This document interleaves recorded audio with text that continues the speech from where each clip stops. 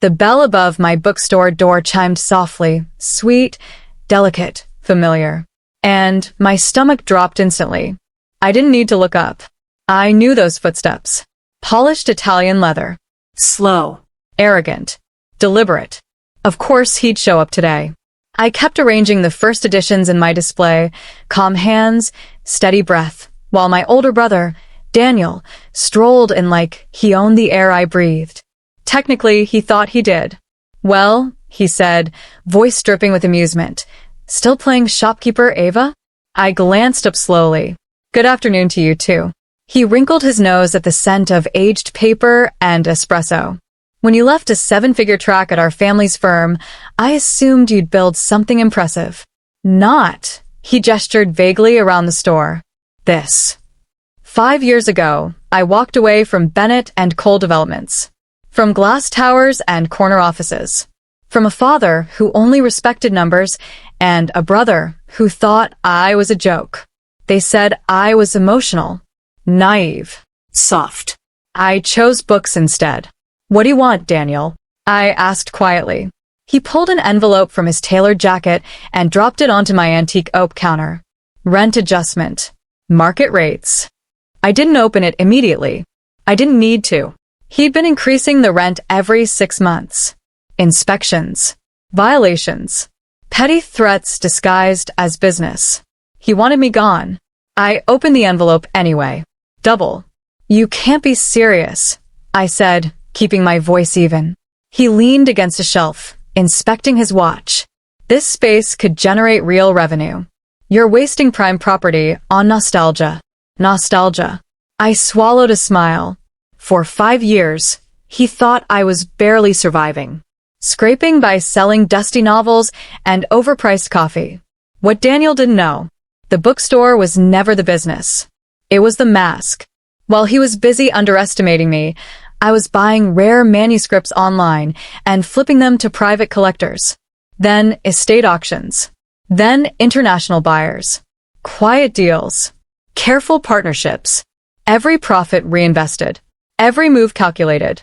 5 years of silence. 5 years of strategy. Maybe, he continued smoothly, it's time to admit you're not cut out for this world. I walked to my office in the back. He kept talking, something about how Dad had always been right about me.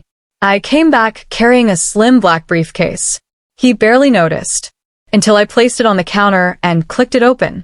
Actually, I said, pulling out a thick stack of notarized documents, we should discuss your tenancy. He laughed. That same dismissive laugh I'd heard at every family dinner. Tenancy? Ava, I own this building. I spread the papers between us. Property transfer. Deeds. Ownership restructuring.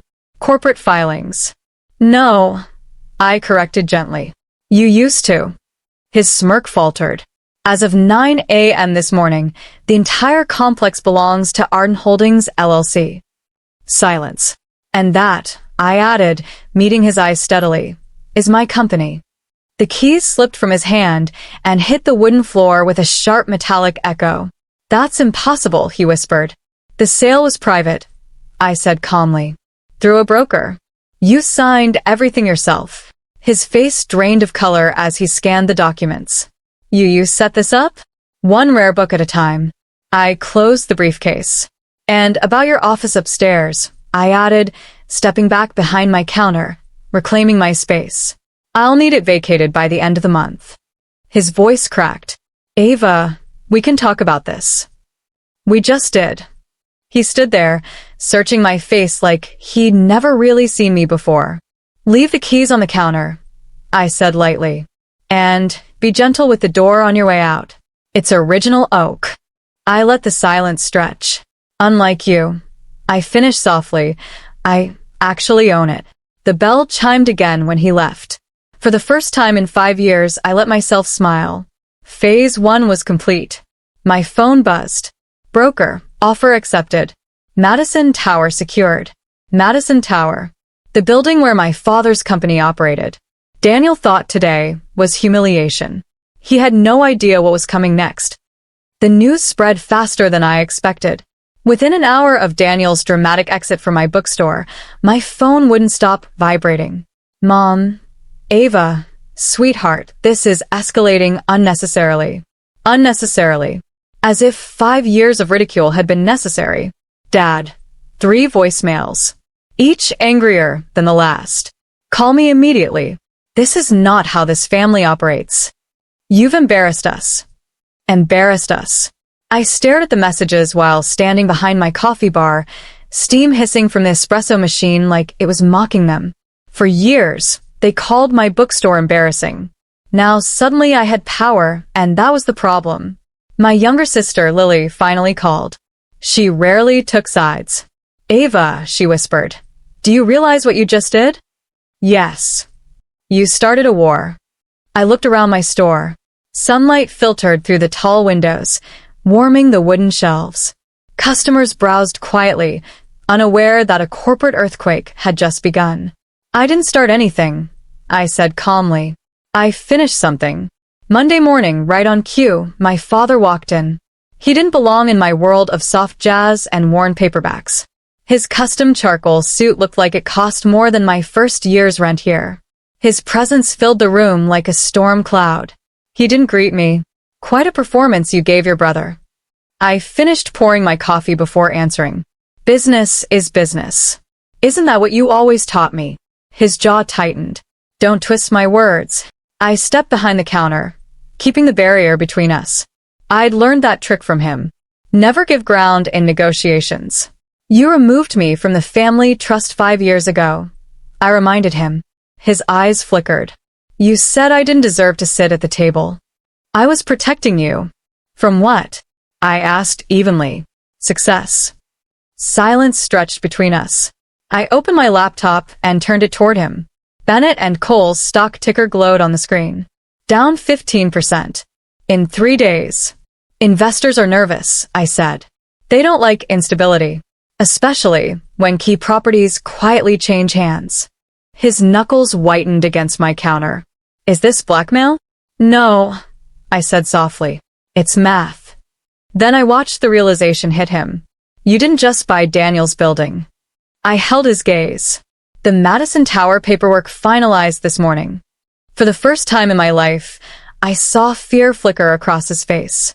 You're bluffing. I rotated the screen again.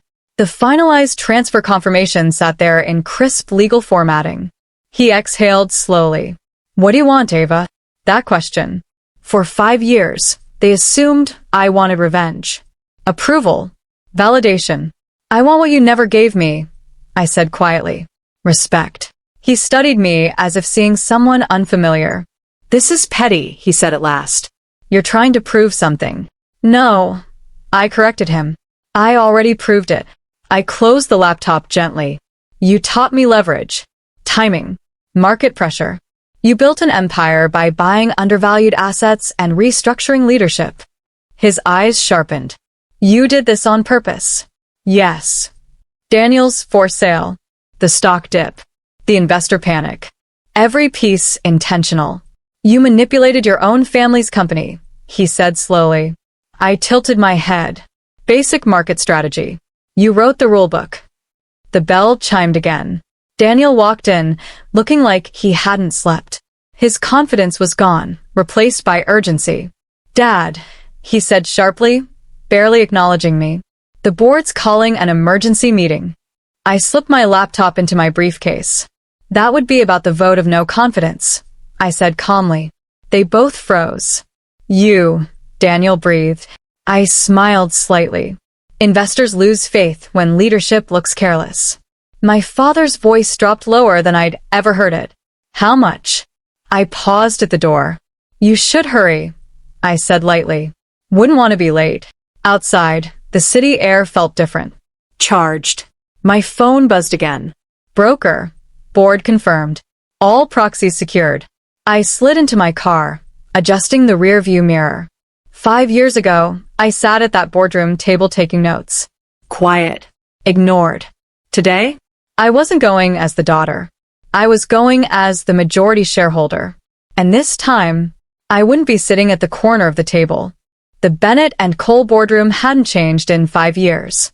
Same polished mahogany table. Same floor-to-ceiling windows overlooking the skyline. Same leather chairs that once felt too big for me. But this time, when the doors opened and I walked in, no one ignored me. Conversation stopped. Papers stilled. Even the company lawyers looked uneasy. My father and Daniel sat together at the far end of the table. For the first time in my life, they didn't look powerful. They looked cornered. I didn't hesitate.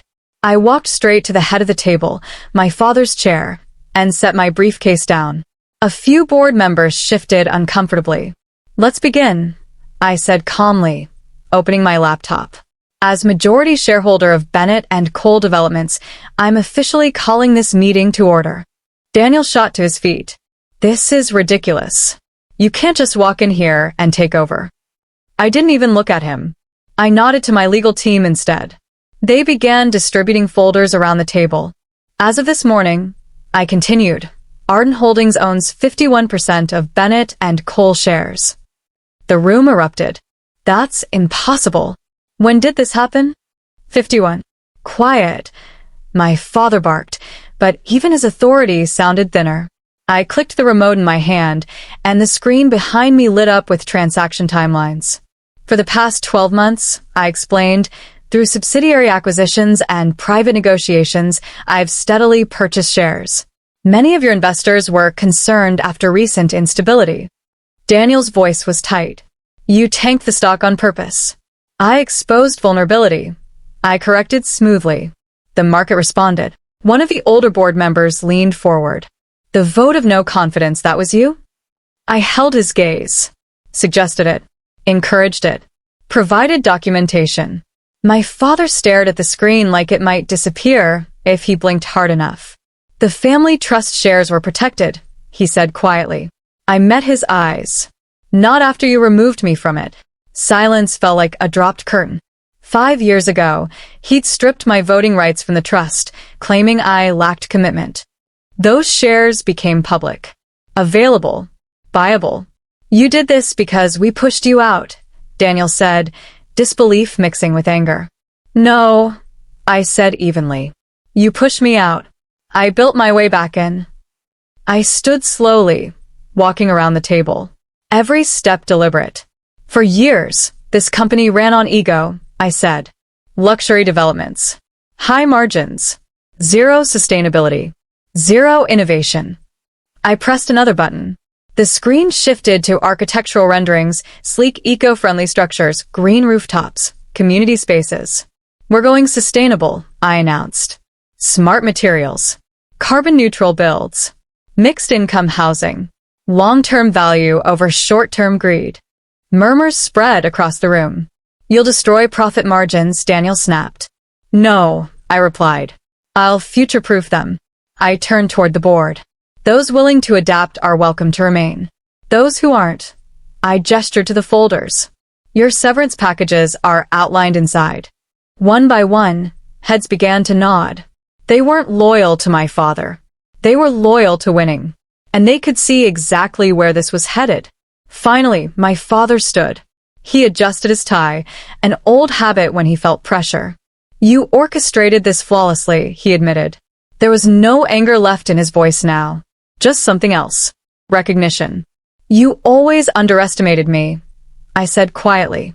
"That was your only mistake." Daniel looked at me like he was seeing a stranger. "The bookstore," he said slowly. "It was never about the books." I smiled. "The books were real," I said. "Every empire needs a foundation." I returned to the head of the table and sat down fully. "For the record," I said clearly, "Daniel Cole and Richard Cole are hereby removed from executive authority, effective immediately." Gasps. Daniel slammed his palm against the table. "You can't just erase us." I met his glare without flinching. "I'm not erasing you," I said calmly. "I'm restructuring leadership." The vote passed in under 3 minutes. 51% is a powerful thing. As the meeting adjourned, my father paused beside me. "You're better at this than I ever was," he said quietly. "I know," I replied. He gave a single nod. Then he walked out. Daniel lingered a second longer. "This isn't over," he muttered. I leaned back in the leather chair that used to intimidate me. Oh, I said softly, it absolutely is. When the doors finally closed and the room emptied, I allowed myself one slow breath. 5 years of silence. 5 years of strategy. 5 years of being dismissed. And now? I was in control. But control wasn't the endgame. This was only phase 2. The real transformation was just beginning. The boardroom emptied, but I didn't leave immediately. I sat in my father's old chair, letting the weight of the moment settle in. The city spread below like a chessboard, lights flickering, cars crawling, each intersection a tiny battlefield. And I was no longer a pawn. Daniel stormed in one last time, his tailored suit rumpled, his confidence gone. You think this gives you everything? He spat, voice trembling with anger. I leaned back, letting the leather chair swallow me. I already have control. What else could I want? He stepped closer, anger shifting to desperation. This isn't business. This is revenge. I tilted my head, amused. You still don't get it, do you? Then tell me, he shouted. This, I said softly, opening my laptop, is business. Not revenge. Strategy. Patience. Vision. I clicked through the presentation I'd prepared over months. Acquisitions, property transfers, share purchases, long-term development plans. Every move deliberate. Every risk calculated. Daniel's jaw dropped as he realized the scope. I didn't just buy his building. I didn't just gain control of the family headquarters. Over the past 5 years, through various shell companies and careful timing, I had quietly acquired nearly 30% of Bennett and Cole's total shares. 30%. Enough to sway decisions, influence direction, and control outcomes. This is impossible, he stammered, disbelief echoing through the room. I smiled faintly. You were too busy mocking me to notice what I was building. He sank into the nearest chair, shaking. For once, arrogance was gone. Fear took its place. Name your terms, he said quietly, almost pleading. I closed my laptop. No negotiations. No selling. What I wanted was never approval. It was control. A seat at the table. Respect. All things you and Dad refused to grant me. My phone buzzed. Another text from my broker. Board meeting confirmed. Emergency session in 1 hour. I glanced at Daniel and my father, both pale and rigid. This was the culmination of years of careful planning. You've underestimated me for too long, I continued. 5 years ago, I walked away from this company and everything you valued. You thought I was weak, inexperienced. Now, the rules of the game have changed. Daniel's hands clenched into fists. You've taken everything from us. I shook my head. Not everything. I've only taken what I was always capable of claiming. What I earned. I picked up my briefcase, sliding my laptop inside. As I stood, I felt a surge of clarity. This was bigger than personal triumph. Bigger than revenge. This was about rewriting the system from within. Board meeting starts in 60 minutes, I said calmly. You might want to sit down. My father's voice, quiet for once, followed me to the door. Ava, wait. I didn't. I walked through the glass doors into the corridor, each step echoing like a drumbeat. 5 years of planning, patience, and underestimation had led to this. Every insult, every belittlement, every dismissal had been fuel. As I stepped into the elevator, I allowed myself a small, satisfied smile. Phase 2 wasn't just a takeover. It was the foundation for something bigger. Sustainable growth. Innovation. A legacy that mattered beyond profit margins and ego. Daniel and my father would have to watch. Wait. Adapt. Learn. I wasn't just claiming the empire they'd built. I was redefining it. And the bell above my bookstore? That quiet chime that had signaled my first small victory had been just the beginning. The game had changed. And now I was running it. The elevator doors opened onto the city streets, and the winter air hit me like a wake-up call. Crisp. Sharp. Full of possibilities. I had just walked out of the boardroom as the new majority shareholder of Bennett and Cole Developments. My father and Daniel had retreated into their offices, plotting, stewing, probably trying to figure out how to regain control. Let them try. I slid into my car, eyes scanning the skyline. Madison Tower gleamed in the distance, the building that had once symbolized their power. Now it was a symbol of mine. I dialed my broker. "Everything's in motion?" I asked. "Phase 2 is solid," he replied. "Shareholders are nervous, but compliant.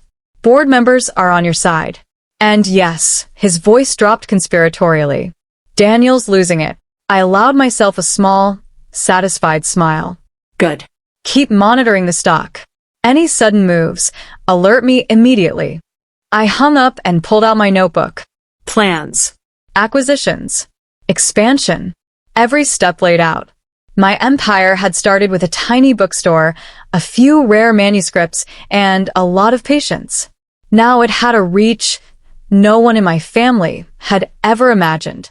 For the first time in years, I felt untouchable. But I knew better than to let arrogance creep in. Daniel would recover, regroup, and retaliate. My father might not fully understand what I was building yet, but he'd always been clever enough to challenge me. And that was the thrill of it, anticipating their moves, staying 2 steps ahead. The phone buzzed again. My assistant, Ava. "Daniel just sent a company-wide email. He's trying to rally some members against you." I chuckled softly. Let him try. I opened my laptop and pulled up the email. Predictable. Desperate. Half-truths and exaggerations. He was trying to frame me as reckless, untested, dangerous. I drafted a quick reply, not just to refute, but to assert. Carefully worded. Confident. Strategic. I CC'd the key board members who had already aligned with me. Message received. I typed. Facts confirmed. Company strategy and growth plan remain unchanged. For those who resist, severance packages are outlined. For those who support progress, your input is welcome. Send. There. Calm. Clear. Dominant. Then I leaned back and allowed myself a moment of reflection.